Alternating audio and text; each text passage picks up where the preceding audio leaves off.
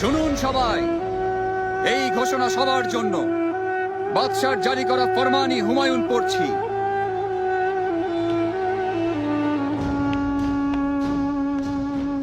রমজানের এই পবিত্র মাসে আপনারা শুধু মুনাফার কথা না ভেবে আল্লাহ তাআলার সন্তুষ্টি অর্জনের লক্ষ্যে কাজ করুন।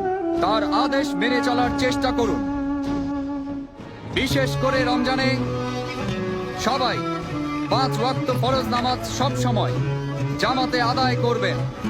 তারাবির সময় সাম্রাজ্যের নিরাপত্তা প্রহরী ছাড়া বাদ বাকি সবাই এশার নামাজ পড়ার পর দোকান খুলে না বসে রমজানের রহমত অর্জন করার জন্য তারাবির নামাজ পড়তে যাবেন। যারা নামাজ না পড়ে দোকানে এসে ব্যবসা করবে তাদের কঠোর শাস্তি দেয়া হবে। প্রত্যেক মুসলমান ব্যক্তির নামাজ ও রোজা পালন করা সবচেয়ে বড় দায়িত্ব। এই পবিত্র মাসে 5 ওয়াক্ত নামাজ জামাতে পড়ার জন্য আপনারা সবাই মসজিদে যাবেন।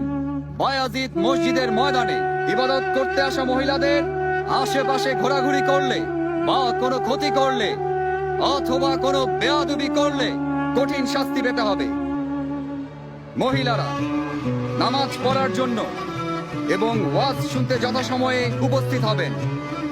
নামাজের সময় ব্যতীত মসজিদ প্রাঙ্গণে মহিলাদের আনাগোনা একেবারে নিষিদ্ধ করা হলো। মুসলিম এবং অমুসলিম কেউই দিনের বেলা জনসম্মুখে কোন রকম খাদ্য গ্রহণ করবেন না, পানি পান করবেন না। রাতের বেলা বিনা প্রয়োজনে ঘোরাঘুরি করা একেবারে নিষেধ। মহল্লাবাসী, ব্যবসায়ী এবং বাকি সবাই নিজেদের দোকান এবং বাড়ির আঙ্গিনা সব সময় পরিচ্ছন্ন রাখবেন। নিজের আশেপাশের পরিবেশ পরিচ্ছন্ন রাখার পাশাপাশি নিজেরাও পরিষ্কার পরিচ্ছন্ন থাকবেন। কাউকে বিরক্ত করা অথবা একে অন্যের ক্ষতি করা থেকে সবাই বিরত থাকবেন।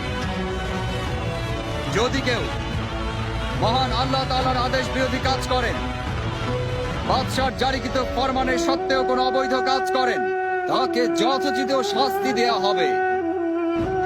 ধর্ম, শিষ্টাচার, নিষ্ঠা ছেড়ে যারা অভদ্র বা অন্যায় আচরণ করবেন এবং যারা মহান আল্লাহর হুকুম ছেড়ে হালাল ও হারামে কোন রকম ভেদাভেদ না করে জনসম্মুখে খাদ্য গ্রহণ করবেন, তাদেরকে গ্রেফতার করে আইন অনুযায়ী শাস্তি প্রদান করা হবে।